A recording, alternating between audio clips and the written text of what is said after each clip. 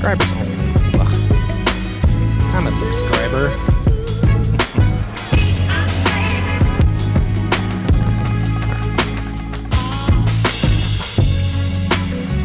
Where's that link that I put in the chat?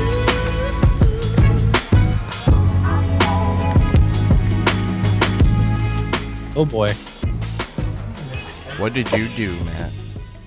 I don't have my headphones on. Oh, okay. Is this gonna mess up the audio if I don't use headphones? I mean, unless you have it down really low. Nah, it's pretty high. Hold on. It's always better if you have headphones. But Let's see. as long as it's not feeding back, it's not the end of the world. I don't think it is. It never does. All right, say something. Something. Hello. Now I can't hear you. Oh. And I forgot my hat. What am I doing? What are you doing? And we're live. I don't want gotta everyone get to my see hat. your head. All right. I'll be back. All right. Cool. There's that. I need. Oh, I'm not. Apparently, I don't subscribe to my own channel. Weird. All right. It says subscribers only, but I'm subscribed. All right. What? What? Oh, I have to be a subscriber for at least 1 minute. That's right. That's right. Got to keep the spammers out. We're so popular, I will join you know. the chat here in about 45 seconds. Okay. You didn't get first today. Nope. All right. Anywho, let me send that bat signal out and let's get going with the show. Thanks for tuning in, everybody. Who do we got in here? I didn't even get to that point yet because of my hat. Nick Donlin right now. All right. Hi. And in about 20 seconds, you're going to have me as well. I hadn't put out the bat signal either, so that should help. There we go. How about the Facebooks? We good to go? All right, Facebooks. And what else we got here? I had to put my hat on too because my hair is a little long right now. I Your look like hair is a little like long. an 80s guy. Hey, I'm in. All right. Well, now we can do a show because now you can chat. Yeah. Now that I can be in the chat. Yeah. All right. Got my things up here ready to go. Right on the screen there. I'm going to double check parsec. Good. All right. I'm going to close down the things. Okay. All right. Got my notes. Everybody feeling good? Ready to go? I'm always feeling good. Feeling great. All right. How's my sound? Does this work? Yep. You're good. All right, Yeah. great. Anything that doesn't get fixed now will get fixed in post when we run it through the AI fixer. I don't do that. Audio every week. fixer. You don't I do only that? do that when we need to. Oh, okay. Never mind then. But yes, it does work really well. All right. Here we go. Oh boy. Hold on. How do I get? Okay. Never mind. I'm good. Okay. What's up and welcome to another Mographcom. I'm Dave. And I'm Matt, joining us today from Microverse Studios, Mr. Cameron Slayden. Hey, everybody. And Mograph is a supplement to our site, Mograph.com, which is a motion graphics tutorial site with tutorials, plugins, podcasts, and other Mograph stuff. And on the show, we talk about everything ranging from motion graphics to Cinema 4D, After Effects, plugins, render engines, doing business, doing taxes, being a contractor, or working for the man. You can email us, info@mograph.com. Let us know what you think about the show. Questions, comments, concerns, queries, grievances, artist suggestions, show topic ideas. We're on the Facebooks. We're on the Instagrams if you'd like to reach out to us. We don't post as much on there as we used to. But you can check us out direct on our website, Mograph.com. So you can go to Mograph.com/live and see all the live shows. You can go to Mograph.com/classes and check out all of our classes on there, like Stop Being Afraid of Houdini, Creating the Unreal, Caitlin's course on Procreate called Brush Up, the Brandon's new course. Well, it's not new anymore. It's what, 3 months old now? Yeah. All about something like RTX. that. RTX on, and you can learn about doing RTX in Unreal Engine. Also, if you go to mograph.com/TV, you can check out a 24/7 live stream of Mography stuff. Matt's watching it right there. I am. Yep. All the Mograph, as much Mograph as you can eat. Yep. There's Matt, and then more Matt. Can you eat Mograph? I can't actually see myself in the next one. Infinite Matts in the corner. So yeah, there's also articles and things on our site. If you didn't realize that, there's tons of stuff to check out in there and read. You might have seen one of them on the front page of Cinema 4D when you open it. Yep, the Maxon splash screen. The splash screen. Unless you haven't updated recently, in which you have then you just get the nothing. error. The error. Which, it's my bad for not updating, but I'm seeing the error right now. But until I finish my client projects, I can't fix my splash screen, unfortunately. I think it's just a point update or whatever. I think it should be fine if you... Yeah, I'm sure it is. But, yeah. You know, more likely something's going to screw up one of my plugins. That's the thing. Yeah. Yeah. Yeah, we do all of our work when we do our rendering, we do all of our rendering on the cloud, and that kind of complicates the update process as well. Oh, gosh. Yeah. Yeah, I can imagine that. But yeah, we've come full circle. It's the 360 episode. Yeah, see? Oh, 360. Snap. Come full Wow. circle. Yeah, but it's been busy. I know, like Matt, you and I have been working on some of the same projects, and Yeah. there was a day the other day where I was flipping back and forth between things, and I was like, today I worked on a video game, a TV commercial, a children's television show, concert visuals, and an EV battery concept. That And I is was like, basically everything. That's everything. You That just is- need a medical animation. Yeah, it I sounds know. right. I know. And speaking of which, whoa, Ugh. segue.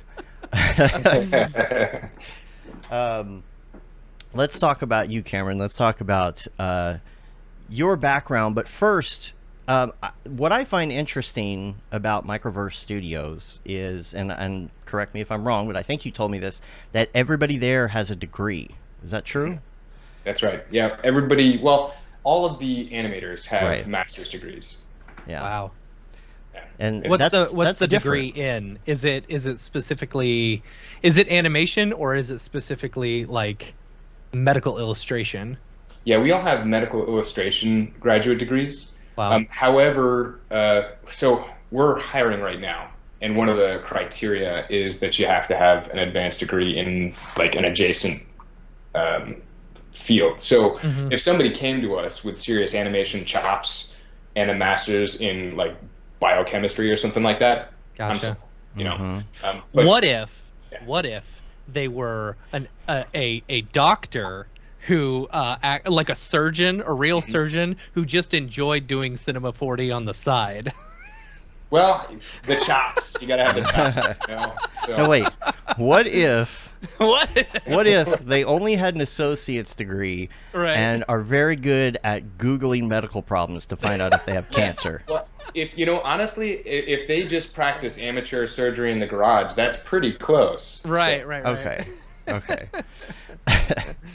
So you're here in this place now, and we want to kind of learn about your path, because every time we have somebody on who does medical, it's very interesting to figure out. Hindsight's 20/20, but if you are somebody who wants to get into this field, it's just like, how do I even go through this route to get to this point? You could be like raring to go, but if you don't have the right criteria, you may not know what you're supposed to do to get there. So it's always interesting to hear all our different medical animators talk about that path. Yeah, absolutely. I mean, like, I get approached by people at all the different levels of education. I've been approached by high schoolers who are like, you know, I know I want to do this. How do I do it? And same thing with undergraduates and even grad students. I interact with them a lot with my work with the University of Illinois at Chicago and with Augusta University in Georgia. Both of those graduate programs for medical illustration, even there, the folks that are approaching graduation are you know, concerned about the future. They want to know, like, how do I, you know, proceed and achieve in the field. And it's going to be different for everybody, but I always say that the more embedded you are in the actual society, of medical illustrators and animators and so forth, the better that's going to equip you to be able to get into the field. Because whether you're going to be a freelancer, there are plenty of freelancers who make a great living kind of just being vendors for various agencies, animation agencies. Or if you're going to be institutional, where you work at a university or at a at a scientific journal, or if you work at an animation studio like Microverse Studios, all of those places we draw from the community of the Association of Medical Illustrators. And we put out our job notices here and there, but that's like the #1 place, because you know that everybody who's there is kind of career oriented. They're it's serious. It's not just like a side thing that they want to do. Yeah. Do most people, like education wise, especially you would know this being a teacher as well, do most people go into it and get an art degree and then go into medical illustration, or do they know this like as they get their bachelor's degree and then go into their master's? Because for me, like medical illustration, of course, I don't have a background in art. My background is video production and stuff, but like I would assume that maybe they don't know that, like most people go into graphic design or something like that. Feels like a chicken egg scenario. Almost. Right. Yeah. Well, one of my favorite. So there's me. I figured out when I was 16 years old that I wanted to be a medical illustrator, or a scientific illustrator, and I have a story around that. But then, so that's kind of one extreme. And then you've got Mike Jensen, one of my favorite people, who is one of the professors at the University of Augusta system. He had a whole career as an illustrator for the Curious George book series. That's what he did for a living. And he switched to medical illustration. So like so you can make that shift at any point. The hard part is getting the scientific education. So like if you've already gotten your degree in something else, let's say philosophy, and you decide that that being unemployed is not for you, you have to go back and get your there you go. Get your prerequisites for the scientific stuff in order to get into a master's degree program. They take those prerequisites really seriously. But they don't really, by and large, the two things are, did you get the prerequisites, and is your portfolio that you're bringing to the table indicative of a certain like basic standard of skill. And it's not, you don't have to be like the world's best artist to get in. I had another classmate who literally was never an artist, and she decided she wanted to do medical illustration, and she just kind of developed those skills, like took a summer and worked, and practiced and drew all the things. They wanted a still life, and they wanted a figure drawing, and they wanted like something else. I don't know, a bunch of things. One thing that you never include in your medical illustration graduate school portfolio is medical illustration, because all that will happen is you will be judged. Yeah. Like, yeah. It'll be like, come on, don't you know the mitochondria is the powerhouse of the cell? Come on. Chlorophyll. More like borophyll.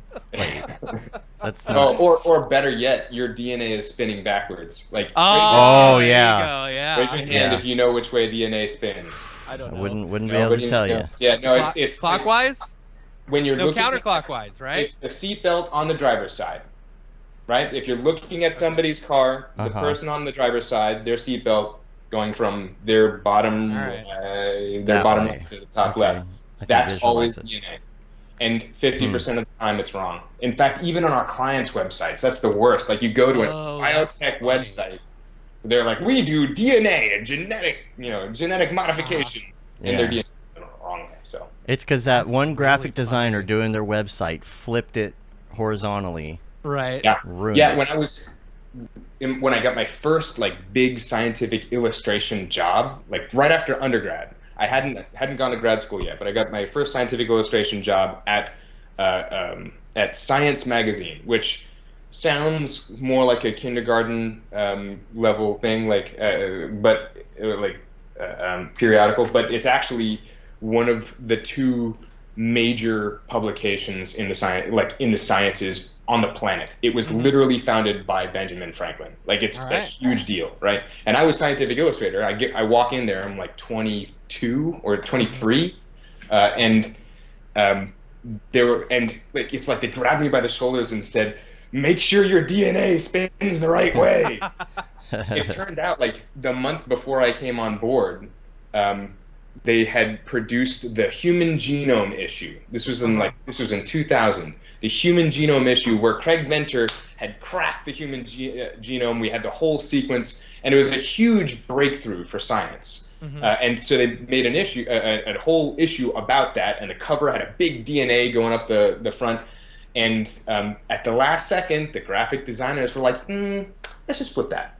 And it made this flood of editorial comments that was incredibly embarrassing for the whole journal. So funny. And it's like they beat it into me to never get it wrong. And so now if I see a playground slide spinning the wrong way, I get anxiety. That's hilarious. That's so funny. Yeah, because like you're just driving down the street past the park and get triggered. Yeah, it does happen. And like you get some macaroni or like rigatoni or something like that, and you're like, no. Turn the other way. Because it's the same with like chemicals, right? You know, from my small time in biology and chemistry, you know, if you invert that, that's going to be something completely different, right? Yeah. That's going to be something that literally doesn't exist in nature on Earth. Yeah. I mean, and that's crazy. Like, that's one of the things that we've had several clients that do is they're starting to design proteins that are backwards. They do the same thing as the forwards-facing protein, except for our systems can't break them down. Which means that if you make a therapeutic, right? You make let's just say, this is not an existing therapeutic, but let's just say alcohol dehydrogenase, right? It breaks down alcohol and it's inert. So if you inject a bunch of alcohol dehydrogenase into a person right now, the stuff's going to get broken down pretty quick. You know, it will probably have off-target effects as well, but let's not talk about that. The fact is that it's going to get broken down, and if it did make you immune to alcohol, it would only last for 6 hours or something like that. But if you injected alcohol dehydrogenase that was backwards, that still had the same effect, because ethanol is I believe that it is a symmetrical molecule. So you can have a backwards protein, it'll do the same thing. But if you injected that stuff, it might last for a month. Gosh. Same dose, doesn't get broken down. Oh, that's so interesting. Yeah. So that's a way cool thing that's going on. There you go. New drug. Be drunk for a month. Yeah. Right? Yeah. And that's, you know, part of what we do in like other companies like mine. A lot of the things that we do, like Microverse Studios, we specialize in the emerging biotechs. Those are our clients. And the coolest part about it is that we get approached by companies that are still in stealth mode. They're still doing skunk works that nobody knows about except for their inner cabal. And so they come to us and they're like, hey, we invented a new way of injecting DNA into cells, but without using DNA. And like, they tell us all of this crazy science, and then we make this animation. Then they go public with it. But the cool part is that we get this cross-section of what the cutting edge of science is, like in the life sciences. And the more you like know and understand, the more you're just blown away by it. Like, just crazy stuff that borders on magic, on sorcery. Yeah. Oh man, that's really interesting. Do you ever like, with your background and stuff, are you able? Do you ever advise specific things, like they're like, oh yeah, we're trying to come up with this or whatever, and with your background, are you like, well, what if you just did this specific way of injecting? Considered altering the nano 6-phosphate moiety? Exactly. Yeah, like you do. No, they're too smart for me. They're all so like my understanding lets me ask really smart sounding questions, but I can't go that last extra step and make a Gotcha. recommendation. Right. Like every now and then, like something like I'll feel like I have a great idea, and I'll be like, "Well, did you guys ever think of this?" And they're like, "Yes, but that's stupid. We can't do that." Like, so you learn your lesson, and you don't make so many suggestions to the PhDs. That's funny. But I assume it does help you illustrate. Oh yeah, big time. And come up with ideas to illustrate probably easier than somebody who doesn't know what some of these components are. Yeah. I think it's interesting that you said that you knew you wanted to do this at 16. Is that right? Yeah. I feel like most people wouldn't say that. Yeah, I had no idea what I wanted to. I was surprised I made it to 16, honestly. So tell us that story. Like, tell us why you decided that so early. So I was in a special art program. I had gotten into the theater program, and I had gotten into the drawing program in my school. And I chose the drawing program because I'm a total slacker, and I didn't want to memorize lines. And so I got good at drawing because I also, I was fairly compulsive about it. I used to draw all the time. Mm-hmm. And part of how I would take my notes was I'd make little drawings and so forth in the margins of my work. And there was one day when I was looking at this structure inside of plant cells. It was in biology class. And there's a structure called chloroplasts, which I'm sure you're familiar with. And inside of those chloroplasts are these stacked pancakes called thylakoids. Mm-hmm. And that's where the actual chlorophyll and all the photosynthesis takes place. Mm-hmm.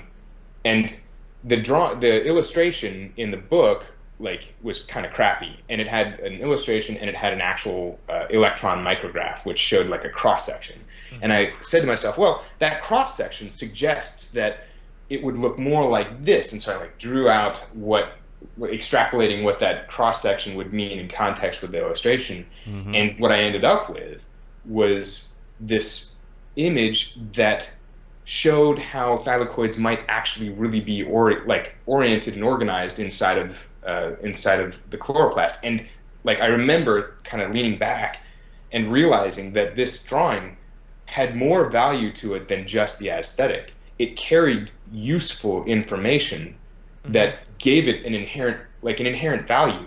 And I realized that was what I wanted to do more than anything else. I wanted to create information, create artwork that carried information and that advanced the world in that way. And so what process did you take after that? Because at 16, I'm guessing you're still in high school, and were you in any sort of classes that were relative at all? Nothing. Yeah, no. Biology. I was sure that I was going to be the very first person to specialize in scientific and medical illustration, and it turned out I was 200 years late. There's a guy named Max Bradel from the 1800s, and he founded the Johns Hopkins medical illustration program, and he's a very famous medical illustrator. And he was really probably the first big one that only did medical illustration, just for doctors explaining how surgeries operated and so forth. Mm-hmm. So it turned out that the infrastructure for getting that career was already in place. And so I just kind of looked ahead to the master's degrees, and started thinking about what the career choices were. And it's funny, it's a good thing I discovered this because, like I said, I'm a slacker. Now, I will also make an aside that medical illustration and animation, as long as you can absorb the science and you like the artwork, it's a total perfect slacker's career, because you can quiet quit and just skate and be fine and just do artwork for a living and just chill, and there's a need for it and you'll be fine. I mean, you won't necessarily your career won't skyrocket, right? But you can do it. You can just be a chill person and enjoy an easy life. Or you can torture yourself for decades and start your own studio and do all of that. That's a whole other part of the story. But anyway, I'm a slacker that hates effort. And so realizing that there was a goal on the horizon, that I wanted to be this kind of artist, and that there were steps in between like where I was and there, made me like do an about face and take my like C level grades and turn them into like A's and B's that might actually get me into college. So it was a good thing for me that I made that realization. Where did you go to college? Yeah. I went to University of Maryland, Baltimore County, Okay. which it's a good school. It's definitely not like that top tier A-list school like my oldest boy wants to go to, but it was fine.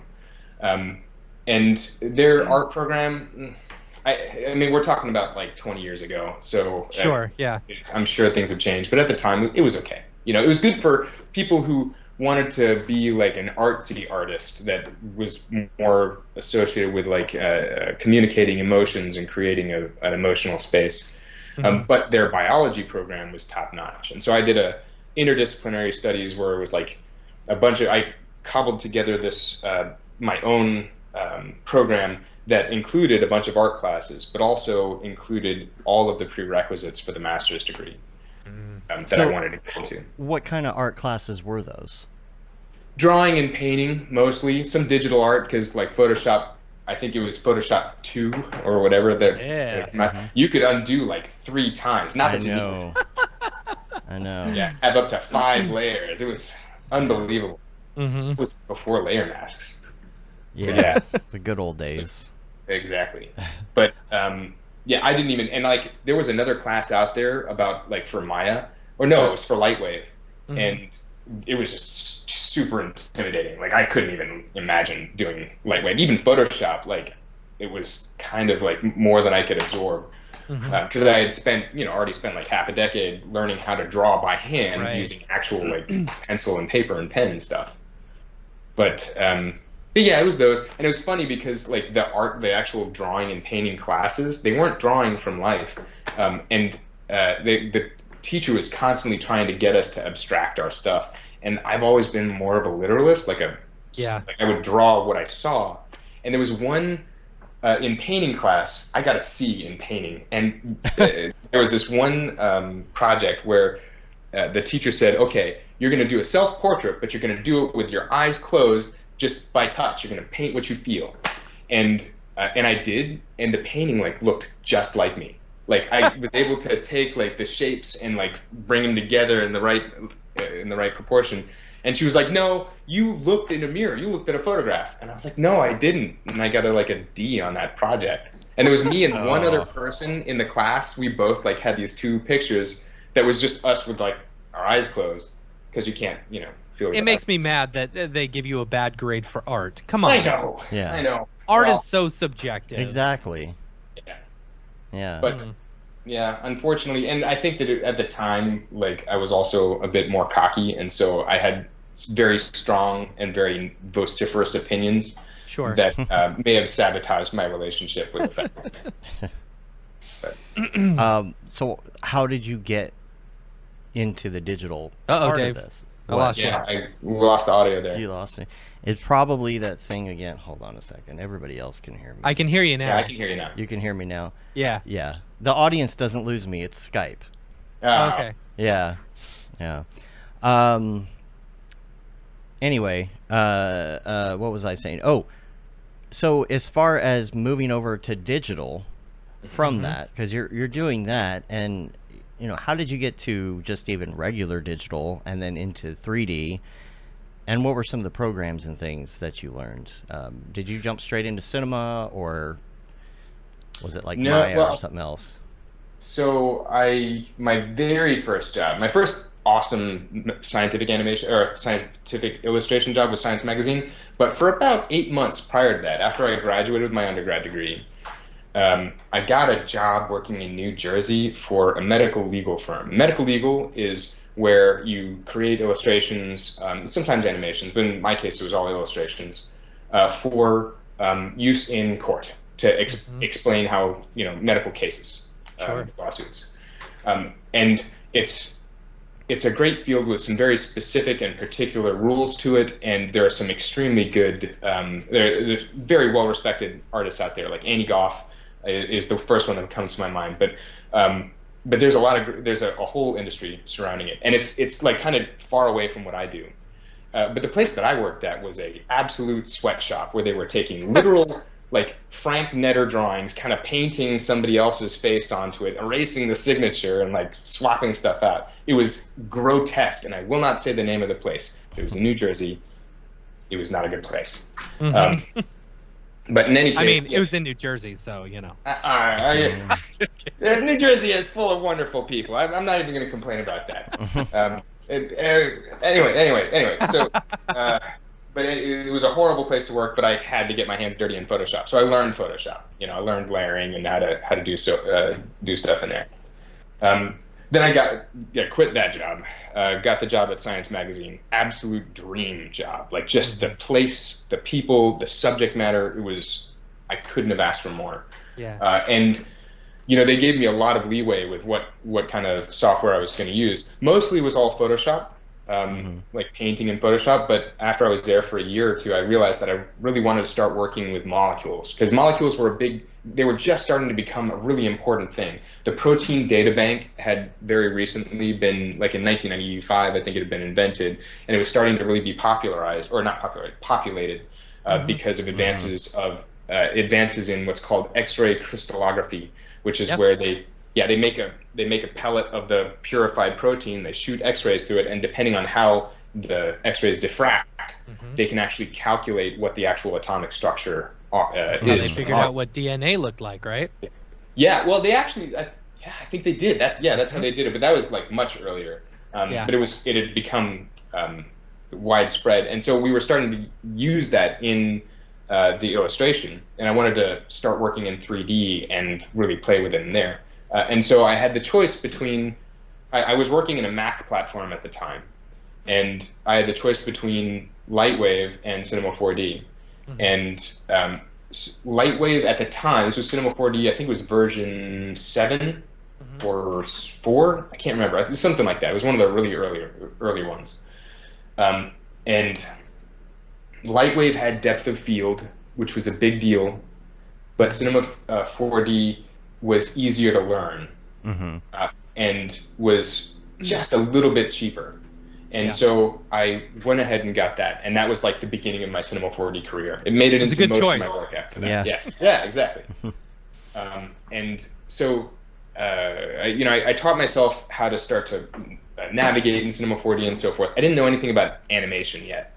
That wasn't until grad school that I started to really play around in it. Something about 3 years into working at Science Magazine, I kind of hit my ceiling of like skill level and artistic growth and personal growth within that industry, or within that place. And I realized that the only way to kind of break through this sort of ceiling that I had found for myself was to go back to grad school. And my wife and I, we really wanted to have kids, and we wanted to do that after grad school. So like life, the pressure of life was moving. So so we went to grad school. We both quit our jobs. That was amazing. Wow. But we both quit our jobs and went to Georgia. I went to the University of Augusta program. And in my second year, I started to really work in Cinema 4D. Learned how to do animation. Learned how to animate within Cinema 4D. And it was good that I had learned everything that I did at Science, because that helped me to kind of have the jump on it. But even after I graduated, I still didn't have a really strong understanding of cinematography, materials, how to make things look good, and so forth. Sure. So it took a good 18 months and just focused on developing my skills. And it was like 13, 14-hour days of me just disappearing into the office and working. I would come up with, the way I developed my demo reel was that I would come up with a cool image, like what was going to be cool. 2 asteroids bumping into each other and some dust coming off of them. Or some nerves with like the little impulses going. Or, there's a structure in the kidney called the glomerulus. Kidney structures all sound made up. Of course. But there's a nephron, and at the center of the nephron is the glomerulus. I know, it's ridiculous. But anyway, I thought that it would be cool to make one of those. And so I just came up with all these ideas, and every one of them had their own unique problems to solve in Cinema 4D. And so just the process of creating that shot made me learn. And in the end, I had like 90 seconds of footage that I then trotted around to TV studios. Because in Maryland, there were a bunch of TV studios that served like National Geographic and History and Discovery and so forth. And one of them finally was like, sure, we'll take a risk on you. And that was the beginning of my my TV career. Now, I had founded Microverse Studios under its previous name, Cosmosite, which is a play on words. There's a cell type called an astrocyte in the brain, but I was like going one step further. And it was great because the PhDs were like, oh, I love what you did there. That's a great name. But everybody else was like, okay, spell that for me. Yeah. And they were like, okay, Cosmo, that's with a Z? No. Okay, SIT? No. It's like it would just, I had to spell out my email every time, and I was sick of it. So we changed it to Microverse Studios. Anyway, so I got our first gig, and that was for a TV series called Surviving History. Okay. And it was quite an experience. And why is that? Yeah, because the timelines for it were brutal. They were brutal. What ended up happening was the timelines were actually longer than what we were told. So we were told that like we had a week to get this shot done, completely done. And so me and my brother at the time, this is man, I can't believe I'm sharing this, but me and my brother at the time, I was like, Alec, you need to come over here and help me out. And so he did. He dropped everything. He was kind of into 3D too, so he jumped on, and we would work until we would like work 12 hours straight, or no, we would work 20 hours, fall asleep during the After Effects render, and when After Effects would go off, they would like wake us up and we'd go back to working. Like, I'm going to go to sleep here, and I'm either going to be woken by the bling or I'm going to be woken by the sheep. By the sheep. Oh my gosh. And that was the absolute worst. That was the absolute worst. But it got so crazy that I had to get another person in as well. And I literally went to the Blockbuster and grabbed one of the guys behind the counter who apparently had an associate's in like visual effects. So I was like, come on with me. You're gonna come back. I've got a computer for you. And we got the work done. But anyway, they gave us like one week to get all these shots done. And then we'd work so hard, and we'd drive them in and show them to them. And they'd be like, it's almost right, but I think it needs just a little bit of something. And so what they would say is, well, here's what we're going to do. I'm going to call the studio or call the network and tell them that you need more time to do a better job. I'll do that for you. In exchange, you get me some revisions tomorrow. And so we'd be like, oh, I'm so sorry. Okay, we'd go home, like we'd work 24 hours and drive back and like be staggering in the door. And you do this for 3 months. And at a certain point, you have so little sleep that you're making stupid errors and propagating that whole system and making it worse. Anyway, I know all about that. Yeah. So that Surviving History project, and there was like one particular individual who was kind of the epicenter of all of that. Most of the people who worked on it were absolute like saints. But in any case, like it was a very difficult situation, especially for like starting out. I was green. I had no idea what was even appropriate, like where the boundaries were supposed to be. Is TV like this? Is this just life working in TV? If so, I can't do this. Yeah. So when you got this job, were you were going out as your own company, right? That's right. Yeah. Okay. So it wasn't like you were hired on to do a job and you had to bring in a couple extra people to make you look like you did all the work. No.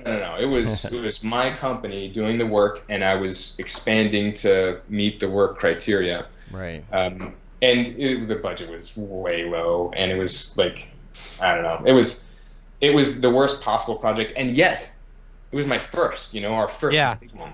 And Yeah.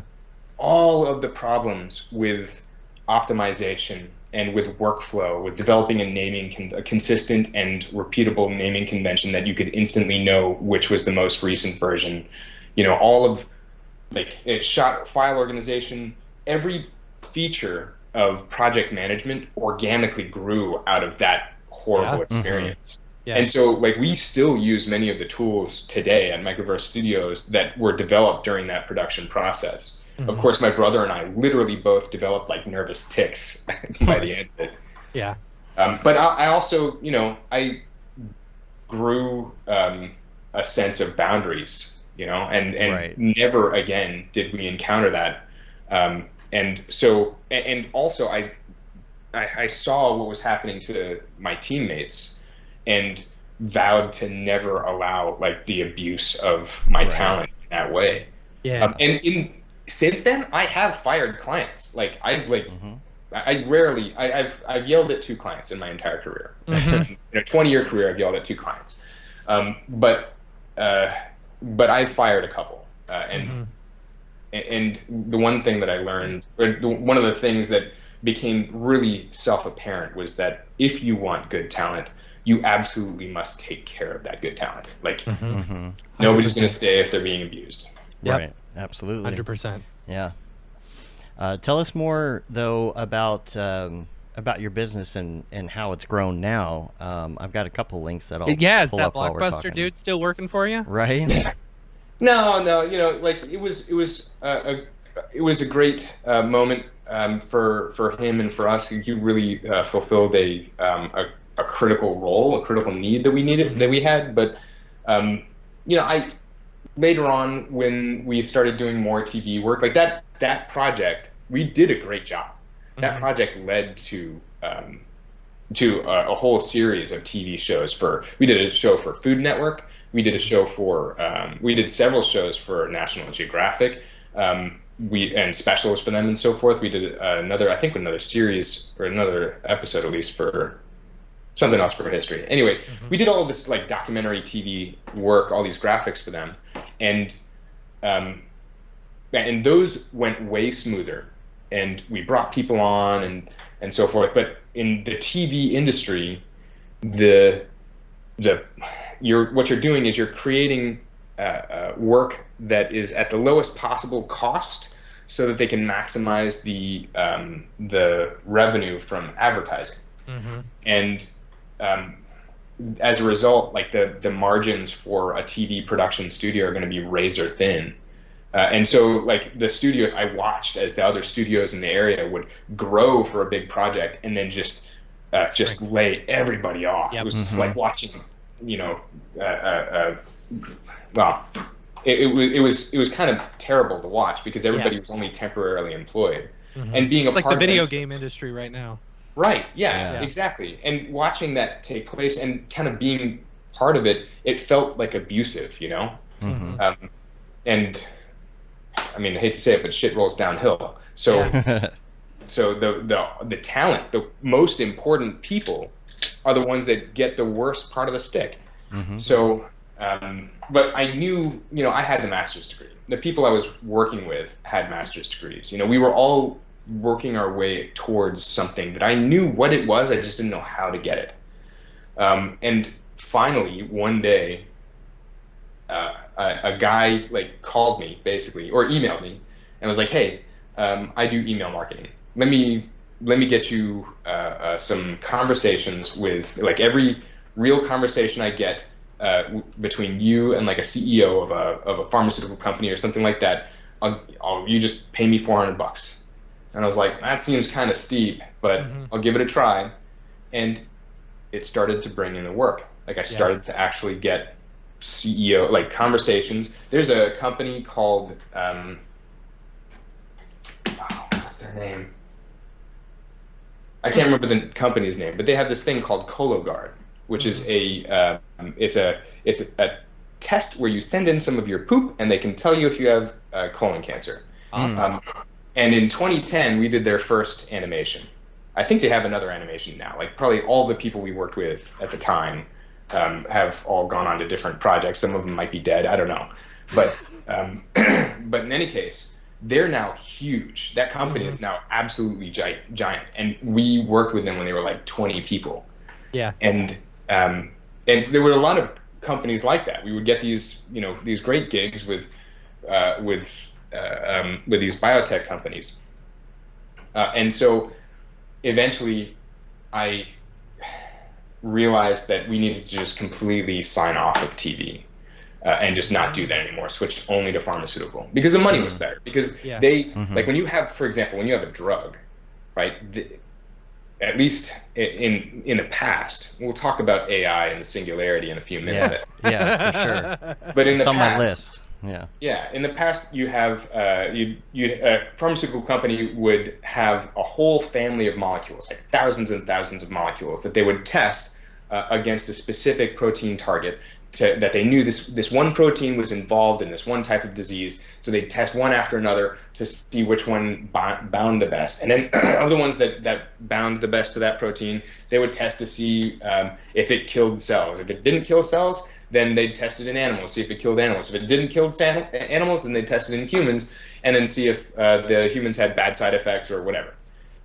And that process was like a 10-year discovery process. $1 billion would go into one drug, producing one drug. From the moment that drug was approved by the FDA, they had 10 years to make that $1 billion back and profit. Right. Before it goes generic and then they stop making a ton of money off.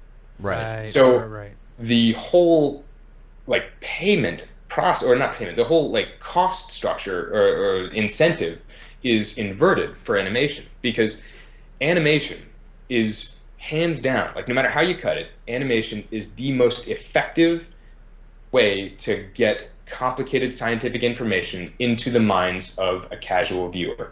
Now, you can make a 2.5-minute mechanism of action video that's going to give everybody what they need to know. You can make an interactive that's going to take 15 minutes to play, or 10 minutes to play, or even 5 minutes to play, but the actual concepts per minute that they're going to be able to absorb, it's slower. It's not as effective. So, and then you've got illustration, which requires more effort on the part of the viewer to fully understand. Right. So, so animation is the most effective way, and they will pay what it takes to get good animation. So they're sinking their money into that in order to push get their $1 billion back. Exactly, and it has to speak to investors, right? To folks who may want to buy that company, or maybe a larger pharmaceutical company that wants to take on the manufacturer of that drug or something like that. And it has to speak to them. It has to speak to the doctors, many of whom are often MD, PhD level, scientist doctors, and it has to meet the legal requirements for accuracy. It can't be misleading in any way. And so there's a lot riding on the communications tools that they use, with real consequences if they mess up. Yeah. And so it's very important that they have that they can trust that these animators are going to be doing a good job. And so there's a whole industry surrounding that trust apparatus, which is why any schmuck off the street can't just go up and make some molecular animations and make himself $1 million. Can't do it. Because it's like that. Just entering that trust apparatus is the hard part. Yeah, and we've had a few other people on Falconary Visuals. Oh yes. She has mentioned that's the whole reason why medical companies are more willing to go with a company like yours, because you have that medical background, so you're able to talk the talk and walk the walk, and you know what you're talking about, instead of just blowing a bunch of smoke up their ass and saying hey, I can make you some cool stuff. And it helps when they come to us and they're like, well, we've got a new opioid that or we have a new opioid that doesn't trigger cravings or tolerance or withdrawal. And then you can ask, well, how do you circumnavigate the beta-arrestin pathway? Right. And they're like, oh, what? That puts them on their heels, and they have to ask questions. Yeah. But the longer you do this kind of stuff, the more you can kind of whip out these clever little questions that number one, show how much you know, but number two, actually answer kind of areas of curiosity that start to arise with these sort of things. Sure. Yeah. That's rad. I've got some visuals that will play here while we're talking, but we were talking before the show about demo reels a little bit too, and how you go about doing demos to advertise your services, and so you've got them broken down a bit. I'm not sure why. Maybe you could probably explain that a little bit, because I'm curious why. You have a motion graphics demo, and then what's the other one? Mechanism of action, and then agricultural as well. That's interesting. Yeah. Well, so all of the different areas everybody who is looking for scientific animation has something in mind. They're coming at it having seen something in the past, and they kind of already have an idea of what they're looking for. And the idea behind creating, rather than mixing everything together into one big demo reel, which we do, but what I like to do is I like to put together kind of like things, so people with something specific in mind can kind of get a flavor of what that is. Right. So they think of it as being like a chef who specializes in all kinds of different food, and somebody says, I'd like to taste a taco. And then they make an Asian fusion taco with peanut sauce. That's not what the person was asking for. So I like to serve tacos in the taco section. Yeah. And one thing I've discovered is that when watching other people's demo reel, after about 1 minute, I turn it off. 100%. Because for sure. That's why my demo reel is less than a minute. Exactly. And in fact, actually, so I have these minute-long demo reels now, and I've been doing going to networking events, talking to CEOs and venture capitalists and like all kinds of crazy types of people, and they, and then invariably somebody says, well, do you have any examples of your work? And so you break out your phone, which in my case has a cracked screen. Shouldn't be. I need to get a new phone. And I play the demo reel, and there's like a moment where it turns, like where they start to they lean back, and that at that point I just like turn it off. It's the point in which they would normally tap the screen to see how much time is left. Right. That's exactly it. And it's about 30 seconds. You only have about 30 seconds, like this and this and this and this and this and this, and then done. Yeah. And so you've got to use just your absolute best stuff. And of course, when I'm talking to students, the tendency is, especially for people first starting out, is to show, look how much animation I've done. Right. And so they'll show everything that they have at all. And it'll be like a minute of schlock and 15 seconds of good stuff. Yeah. And invariably, I just tell them, get rid of everything. Just show the 15 seconds. Just show the 30 seconds or whatever. There was that study that I've talked about a while back, but where they would show people a video, and it was a minute video. No matter who watched it, it was a minute video. But the little time bar on the bottom said either 30 seconds or a minute, and the people who were most likely to finish watching it are the people who thought it was 30 seconds long. Interesting. Yeah. But nowadays, with TikTok and everything, 15 seconds even at this point, Yeah. Yeah, and in fact, we do a lot of work that goes to conferences for like there's a type of conference out there for like doctors and oncologists and so forth. There's many of them. There's the American Society of Hematologists. There's ASCO, which is the American Society for Clinical Oncologists. But there's basically they're big cancer conventions that have, no joke, between 10 and 20,000 doctors that attend every year. Wow. And the pharmaceutical companies see this big barrel full of fish, so they will dump millions and millions of dollars into making house-sized booths with video, like multiple video screens and like 3D prints and stuff, all kinds of crazy business, all there to try to get the viewer or grab the eye of passing casual, doctors walking the expo floor. Right.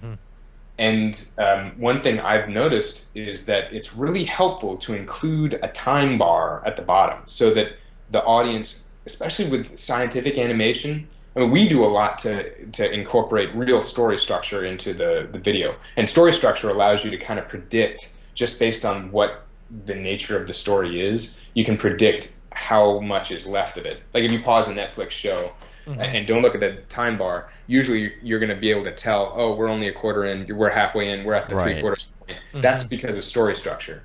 Right. And if you just walk up to a video on an expo floor, you don't have any of that reference. And so having a time bar at the bottom, so you're like, you are here, and there's like this much time left, they get to decide, am I going to commit the rest of my time to this?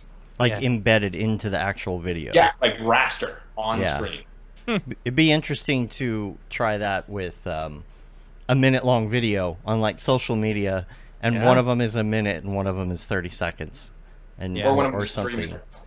Yeah, you just kind of skew it just enough so people really don't notice that. You'd have to do it in such a way people don't notice that like the seconds are ticking down. Maybe it only changes every 10 seconds or something. I don't know. It's people's attention spans now are just, the worst. All right, here we go. I've got this other video up here, the agricultural, which this is interesting because this is, it's still medical, I guess. I don't. Well, it's not medical. It's cellular or cellular. I mean, it's microscopic, right? Which that's. I mean, right here you're seeing DNA and so forth. But the thing is that in agriculture, the kinds of things that we're doing now, like the kinds of breakthroughs that are being made, and the kinds of like feed additives and pesticides and so forth, these things operate at an increasingly like precise and molecular, but everything is molecules, but with the increasingly precise function that the value proposition of a lot of these things is increasingly kind of buried in, like, you can say, oh, we use transcription factors to trigger specific genes to be up or down regulated in plants. Well, what's a transcription factor? And so we kind of animated that because not everybody, of course you guys know, but not every agricultural person like knows what they are, that they are part of the marking system that tells genes what to actually produce and what to not produce. This company, Sound Agriculture, is a client of ours. They're working on making a watermelon that is the size of a grape. So imagine making tomatoes that don't freeze, or making crops that are drought resistant, but without genetic modification. All they do is tell the genes that are in there to upregulate or downregulate. Interesting. So it's controlling the genes without changing the genes. So there's no genetic there's no concern with introducing weird genes and all the paranoia surrounding that. Yeah, it's not an issue. That doesn't bother me. But do the offspring of those plants do the same thing? Good question. The answer is yes. Epigenetics are actually passed down from generation to generation. So in fact, there was a study of from the 1940s or something like that. Like there was a mothers that were pregnant during the big famine in Russia after World War II. Those mothers, they were extremely stressed out, and their children grew up to be just very anxious people, and they realized that it was a result of the epigenetics. Like the mothers. Man, that explains my kids. Well, you think about it though, the basic life practices to make yourself better, just more chill, more relaxed, living a better life, will literally pass on to your children if you do it. Now, unfortunately, I didn't find this out until I already had my kids. So right. Yeah. Maybe next year. Now, yeah. Yeah. I remember hearing about. I've always heard this thing, and I'm not sure if I have this 100% true or not. If this is 100% true or not, but wheat, the type of wheat that we eat now, was slightly modified years ago, is what I remember hearing. To the point now where nowadays that's all we have. I don't know. I do know that we've selectively bred foods that meet our marketability. Right. And apparently because of that, like, there's something about the opioids in your body making the average person eat an extra 500 calories a day on average, or something about that over time. Now, I'm not sure the accuracy of it, but something about the fact that it's passed down, you know, and then that becomes the dominant one. So would people worry about something like that, like with these plants that have traits that are not genetically modified, but like, what did you call it? Down something? Upregulated, downregulated. Would people have concerns about that just as much as they would something that's genetically modified? Possibly. I mean, you can. This is my jaded talk, but you can be paranoid about just about anything. And science, being the black box of magic and sorcery that it is scary to people. You know, there's a reason people used to burn witches. Right. So, like, they shouldn't be frightened of it, because the plants don't, for example, have jellyfish venom in them, you know, right. or something like that. Yeah. So they don't have something that nature never intended. It's just that, like, you could, for example, take a plant and over successive generations, you could breed that plant over the course of 10 or 15 years to a specific phenotype or exterior presentation of its genes. Or you can just sprinkle it with transcription factors while it's a germinating seed and get that in just the one growing season. Okay. So that's kind of the principle at work. Yeah. And for people at home too who weren't watching the video, so it's this particular type of animation, although it's not like medical, it's not medicine, it has the same style. It's the same thing when it comes to cellular breakdowns and things like that. I know we have a lot of audio listeners, so I just wanted to make sure we described it a little bit. I feel like anyone who's taken a basic biology class, aced a basic biology class like I did, you know, understands that it's not as scary as what people put it out to be. I don't know. That's my personal opinion. Yeah. I don't know. I think that there's plenty of scary stuff out there. So I recently got invited to give a keynote speech at the University of Toronto's Alumni Association for their biomedical visualization program. And they specifically said, Cameron, talk about AI. And so I did. I gave a whole hour-long talk on it. And then after that, they fielded questions. And, you know, one of the questions was, we've got all these advances. Do you think that that's going to create a socioeconomic, it's going to further the socioeconomic divide? And it's true. I mean, I believe that there is a certain point in the future where aging is going to be a controllable disease. 100%. Right. Yeah. 100%. And hopefully it'll happen before I get too far into it. Yeah. And I think it really could. But the question is, who's going to have access to that? Are we? Is there going to be the free anti-aging clinic where any homeless person can walk up and get an injection and then be feel 35 years old again? Right. Or is it only going to be the ultra rich? And I think that for a little while, it's going to kind of only be celebrities, and there's going to be a certain desire to keep it from the plebeians. But I do think that there's a kind of a silver lining to the fact that corporations are inherently sociopathic. And just to define what I'm saying, by sociopathic, I mean that from a clinical standpoint, there's no apparatus within corporations that give them inherent empathy. That has to be trained into them, whether through regulation or probably not through bylaws of the company, usually not. But so usually you have to legislate morality into corporations. Mhm. Right, But or opportunity. I mean, think about it. If people live Incentive. longer, there's more people to buy products. So that's a very important point. And not only that, if you are literally offsetting death, you have everyone as a captive customer.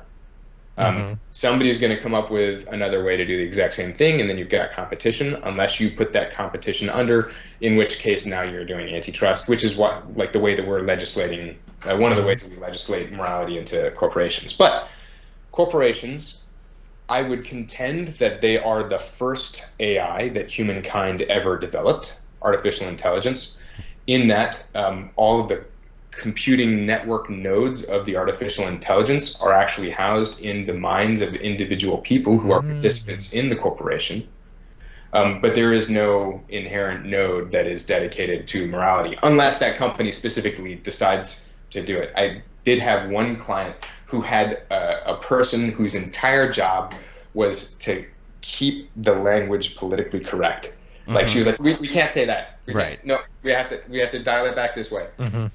Anyway, so unless that is built into it, there's no none for it. But anyway, every AI has what's called a utility function. That is the thing that it does.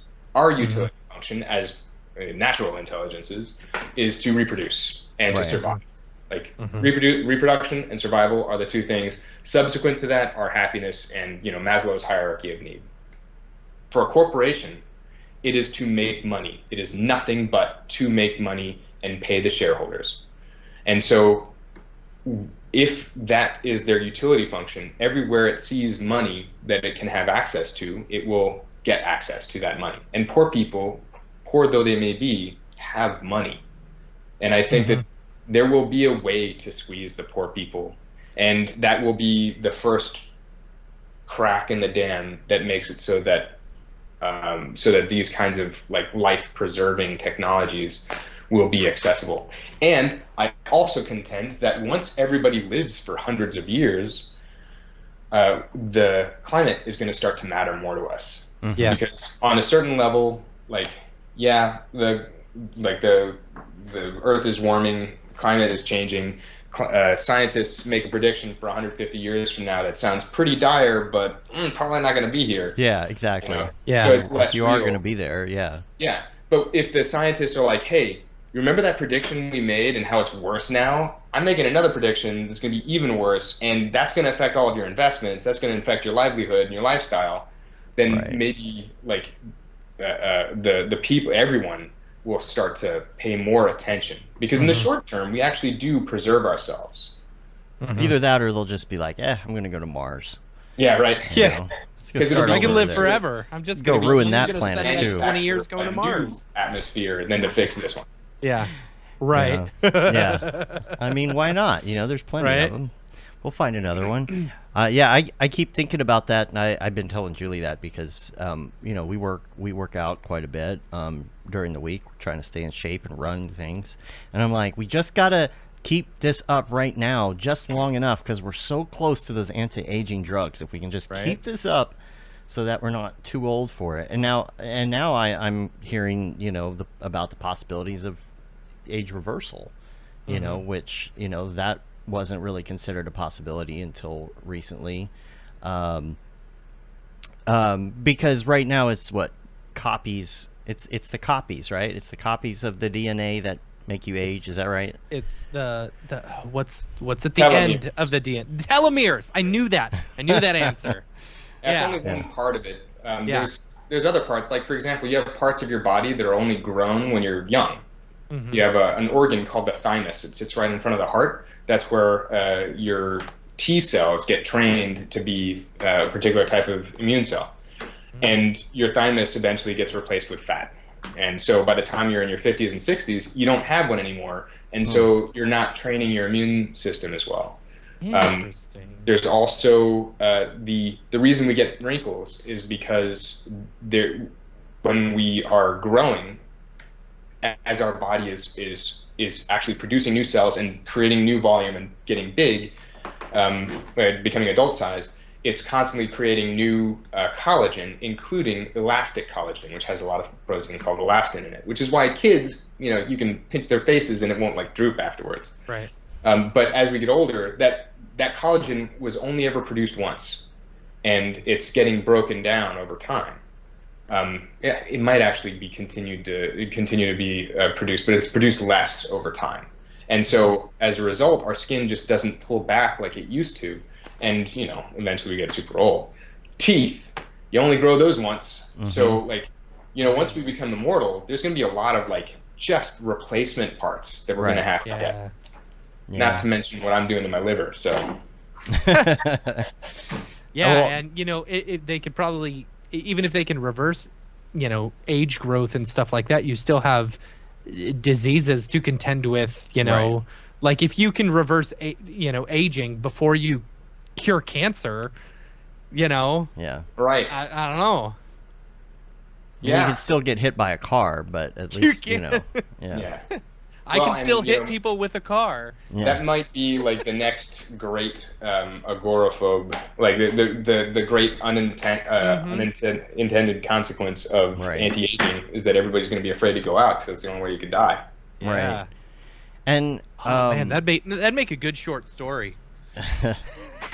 Now AI is the next part of this, and we originally spoke off air a couple months ago, and one of the things that you told me was that AI doesn't necessarily have the same stigma attached to it in the medical industry than it does in the like illustration, motion graphics, 3D industry. Because for us it's like good jobs, but it sounds like it's very welcome in the medical industry because it's helping things like research go faster. Oh yeah, well, so in the sciences, AI. So remember that 10-year process I was talking about, where we start with thousands and thousands of molecules and brute force in the lab manufacture the molecules and test them. That is literally being done on a chip now. Right. And the AI then spits out a molecule and says, this molecule fits the profile of a molecule that will both fit to your target drug and not cause any off-target effects. Right. Which means that you start, like, just by typing in, some of these folks actually have text entries, like a molecule that binds to rhodopsin.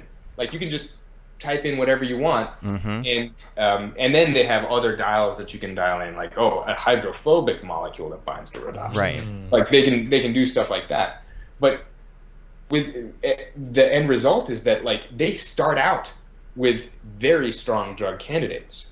And what's going to end up happening is that in the next 4 or 5 years, you're going to see a flood of therapeutics to market. Now, instead of the rate-limiting step being the discovery process, the rate-limiting step is going to be the regulatory process. And that's very important because the regulatory process keeps our medicines safe. It's why, like, it keeps our medicine safe, and it's a critical part to the whole Western medicine approach. And it gets you to that point faster. Yeah. Things like I don't know if it was Google or whoever was running the Sims on different types of proteins, and it's just something you would have to do. What's that? AlphaFold. They're figuring out they've basically figured out all the possible folding patterns for proteins that exist in nature, and that makes it so that they can now select a protein in nature and manufacture it. Like, they can look for them based on properties. The AI will tell them what the properties are. There's other groups that learn from there's one client that we have called Generate Biomedicines, and their technology is that their AI learns from how proteins interact internally and with things around them. And so they can tell the protein, they can say, okay, make me a protein that does this. Make me a protein that's like the natural one, but better. Make me one that doesn't break down, or that is easy to deliver in a certain context. They can literally make proteins that break down plastic. They can make that. They can just say, make it break down plastic, only really, really good. So, like, think about the potential for, like, what could happen. What could the world could change. Yeah. That was my thought when GPT happened, because I'm thinking about, like, the possibilities of medicine and where that can go. And it's almost like you can reverse engineer at this point by typing in the answer of what you want it to do, and it can run all of those combinations, and maybe even in the future say, oh, that plus it has to work well with my particular DNA. Yes. You know. Yes. In fact, we have clients that have exactly that are developing exactly those technologies. And that's like the beginning. Like the first iron that was ever discovered in the world happened because somebody like had a nice hot fire and they watched tin and copper melt out of rocks. And somebody said, what if I made a really hot fire? What could I melt out of other rocks?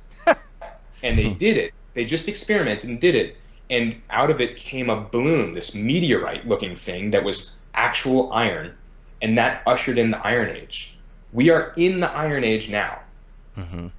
But built upon that was the Industrial Age, the Information Age. And now we're getting into a new age we don't even have a name for yet. The AI Age? That's kind of hard to say. I don't know. But this is a whole new set of technologies that, just like all of these other singularities in the past, we can't see on the other side of it because we have no context. Like, we have no idea what it's going to mean. And I'm an optimist. I think that there's going to be plenty of greatness that comes out of it, just like the Industrial Age had plenty of greatness that came out of it. Some bad stuff, too. We're going to have to deal with that. Like, there'll be unexpected bad stuff. The Information Age, we all thought it was a miracle in the beginning, and now, like, we've got all the misinformation and deep fakes and so forth. Right. And the same thing is going to happen with AI. But on the other side of that, like the levels of quality of life that it's going to bring to us, I think, and the fundamental change to the human experience that it's going to bring, I think is going to be great.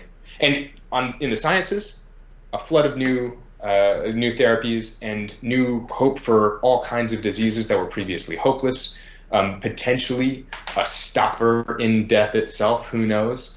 But with all of that, every one of these is going to need to be communicated to doctors so they can prescribe it. And there's going to be an exponential curve with it, just like in tech, we're like, oh, we're just at the infancy. And now all of a sudden I feel like with things like Chat GPT, I feel like we're starting to go up that exponential curve.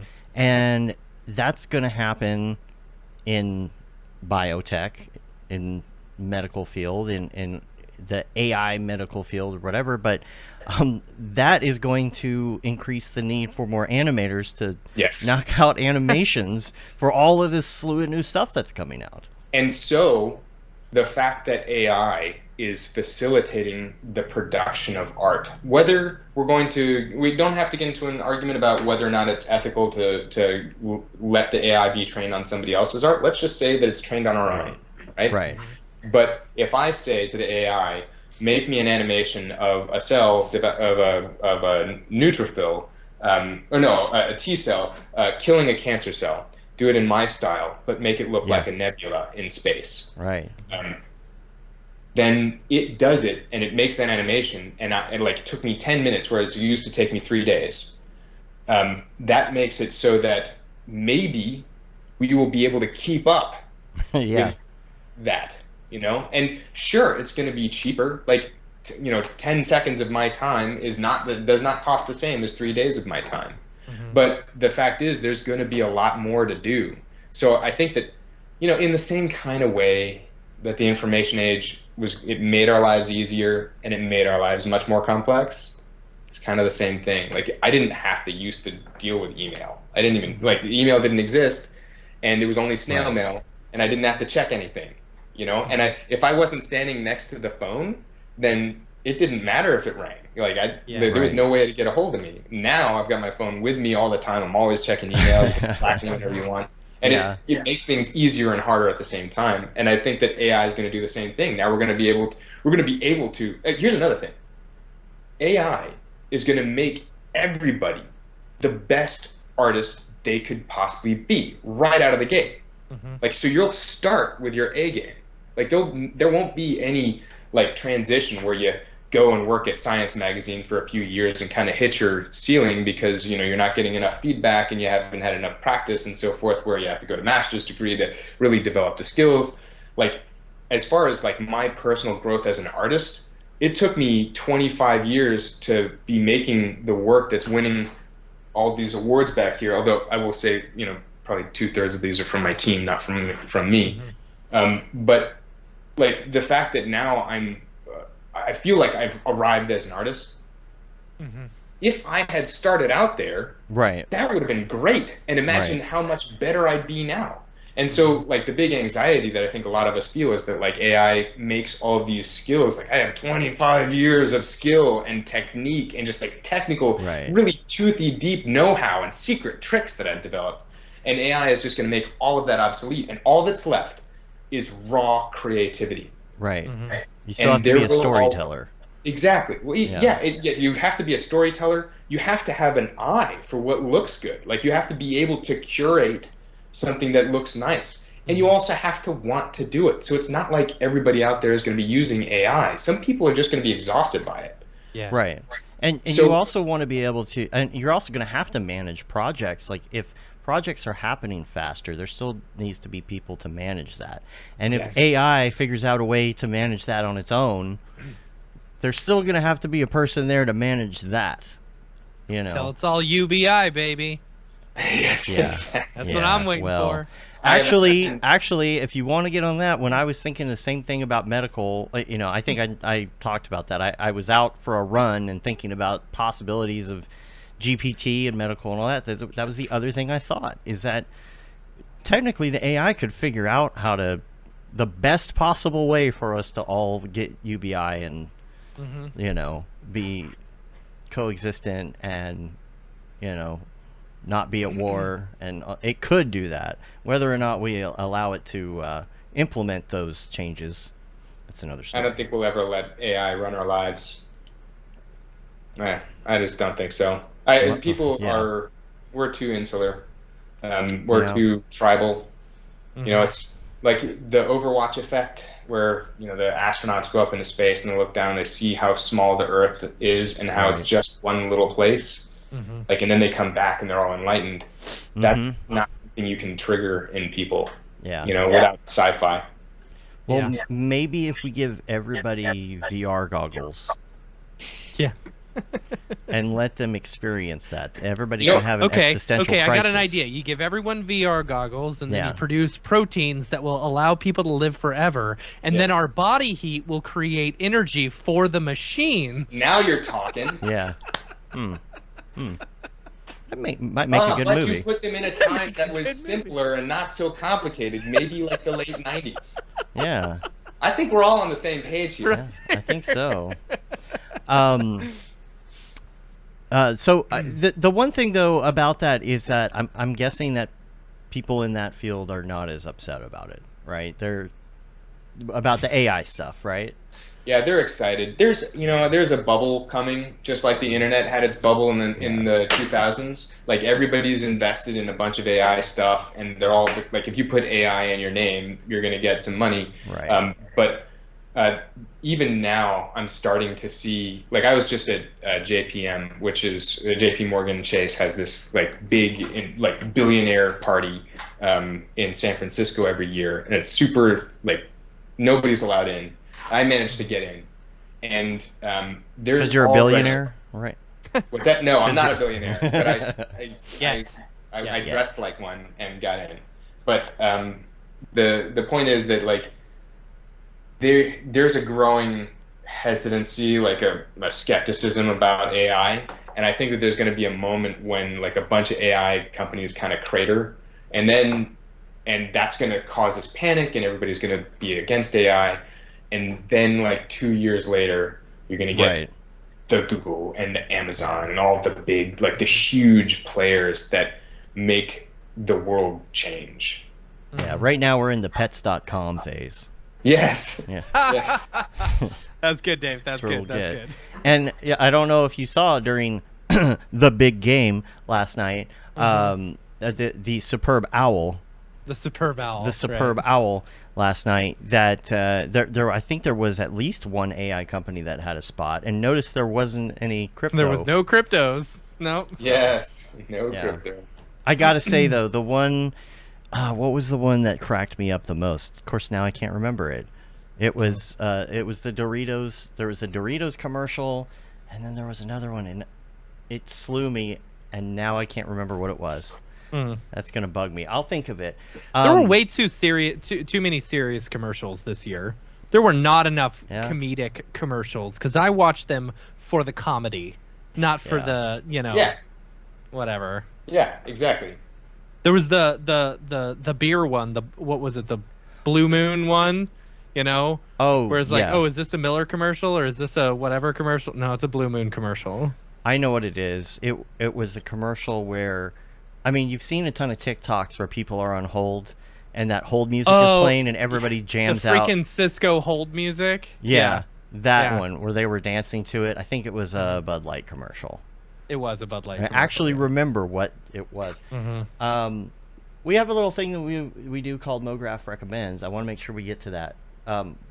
First of all, I want to open up questions in the chat if anybody has any questions. But I also quickly had a question. This is completely random, but I wanted to get your opinion on what do you even call it?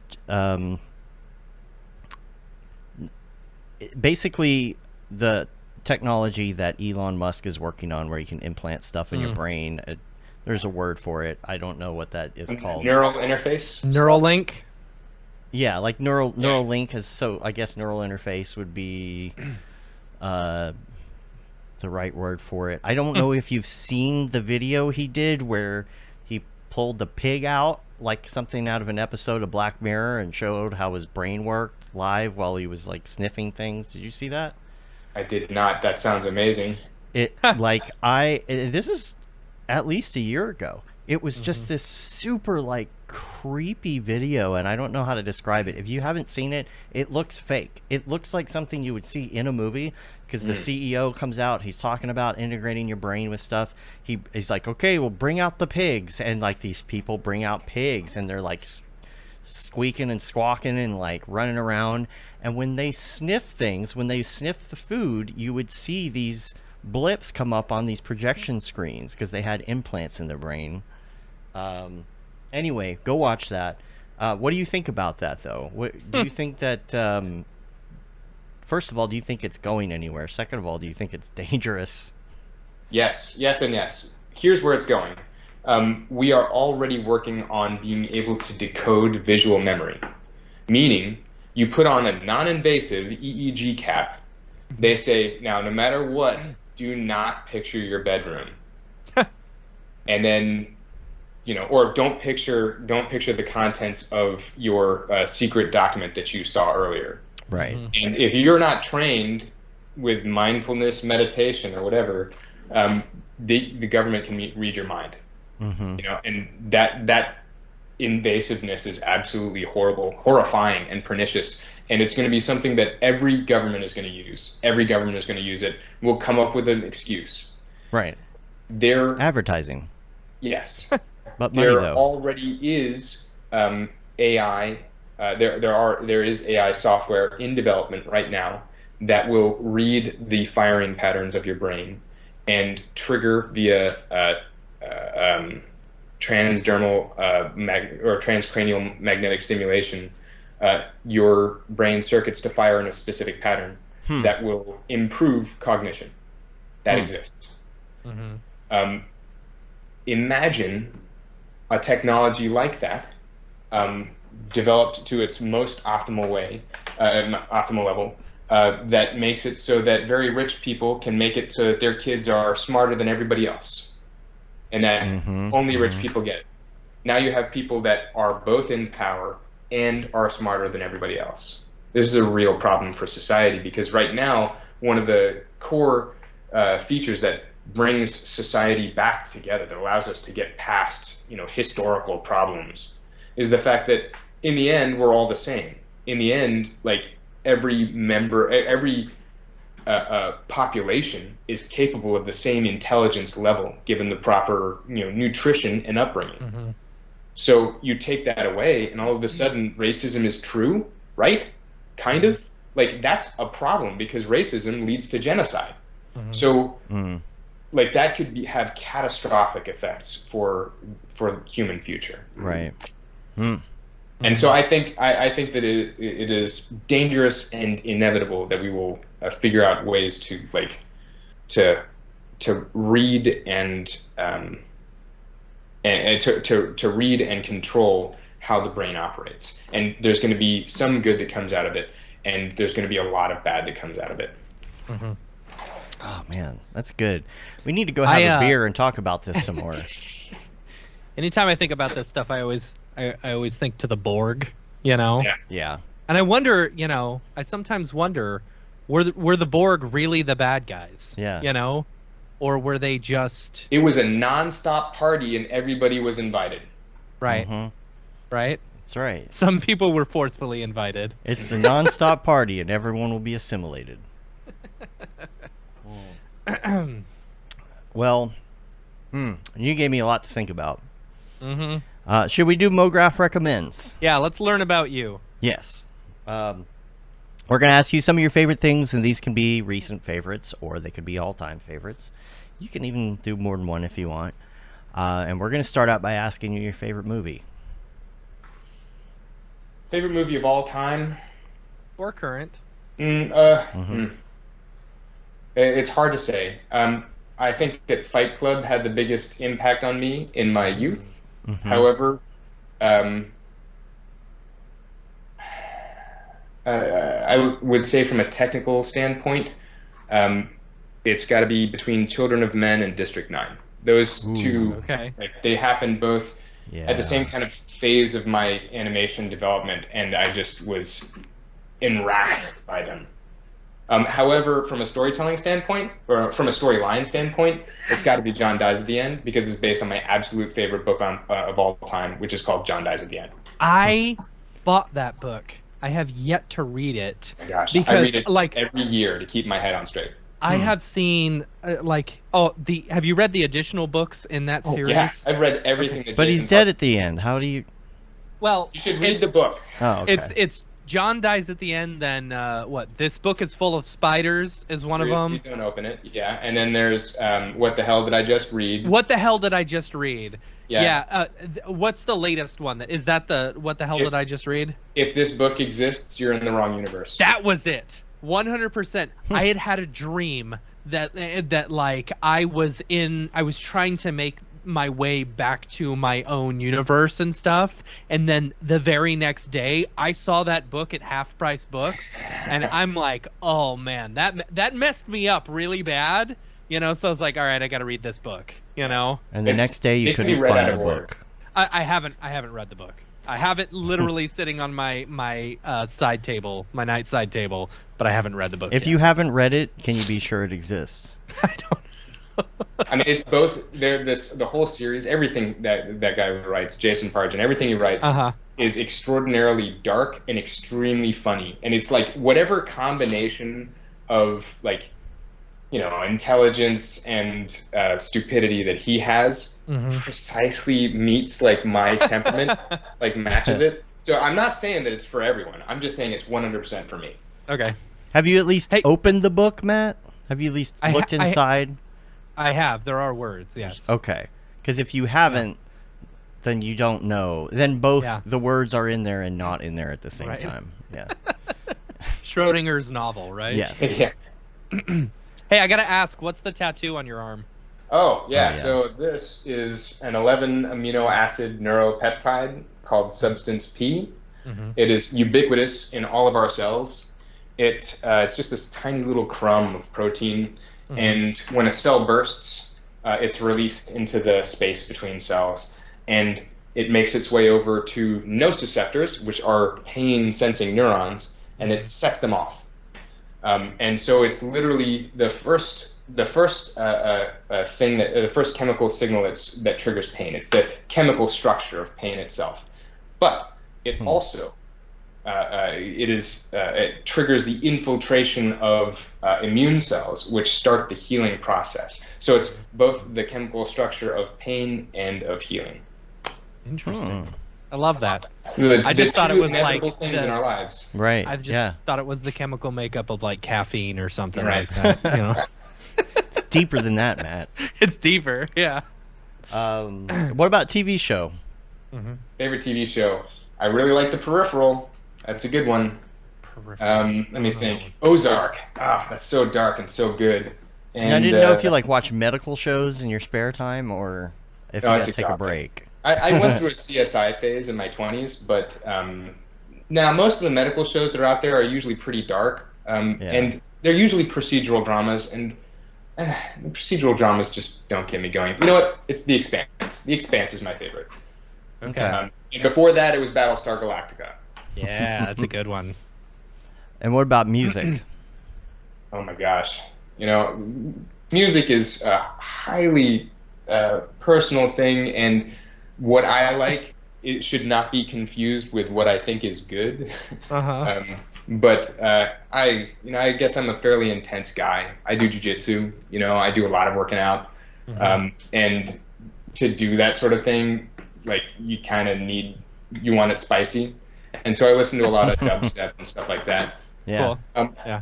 And you know, there's some good classic rock as well, and then there's some other like weird basic stuff that I like that's just like shameful, like Russian pop music from the 90s for some reason. There's like a lot of just garbage that I cannot stop listening to. Yeah.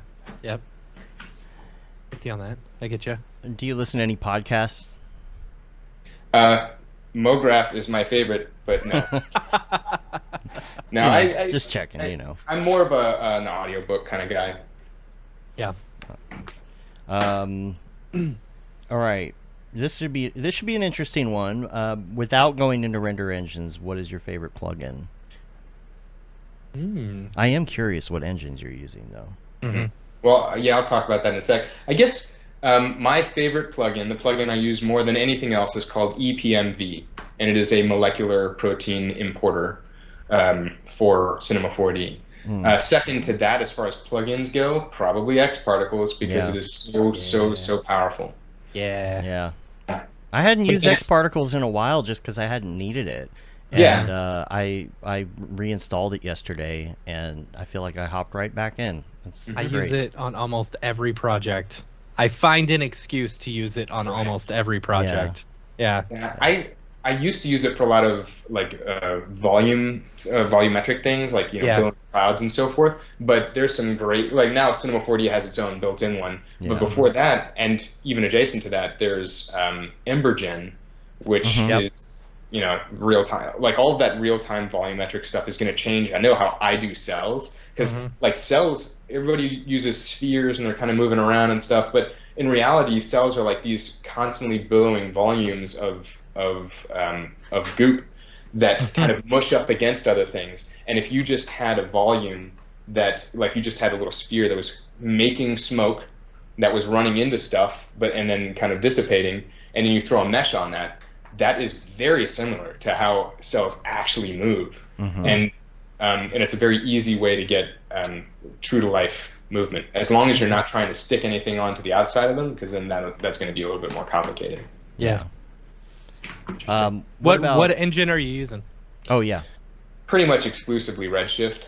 It's just so good out of the box. Oh, but we did develop we've recently dropped our render costs by like 80%. We do cloud rendering via Conductor. And that is a fantastic platform, by the way. Great for every like soloist out there, small studios, anybody who just is sick of throwing away 10-year-old render farm machines. And it's really insanely cheap. But it costs money. Every frame costs money. And we used to have a budget of about $1,500 for an animation that was going to be rendered online for like a minute and a half long animation. It's like around $1,000 a minute for like full HD top of the line renders. But we started using Topaz Labs Video Enhance AI to upscale. So now we render everything at 1280 by 720, and we use Neat Video plugin in After Effects to denoise. So we render everything at 1280 by 720, low samples. You can fill your screen with blurry transparency, with everything, like the subsurface scattering, everything you want, and the AI tools will take care of it and give you this end product that is gorgeous. And what used to be a $1,500 budget is now like a $300 budget. Yeah. Wow. So pretty like good. basically free. and basically instantaneous. Huh. And what about muscle memory app on your phone? What do you hit? What are you always on? I do Chrome, LinkedIn. I'll do a lot of LinkedIn, a lot of Slack, obviously. But LinkedIn, and I just always end up going to Google News. Although I've been doing it less lately. Like, news is just kind of depressing. If I feel like it is. to follow, I'll do it. But It's just UFO news now. All the UFOs are coming to get us. yeah, exactly. Yeah. Maybe they'll have some more advanced AI stuff that they can, give us a little boost on, so we can get ahead. Right. Right. Before we destroy ourselves. No TikToks, huh?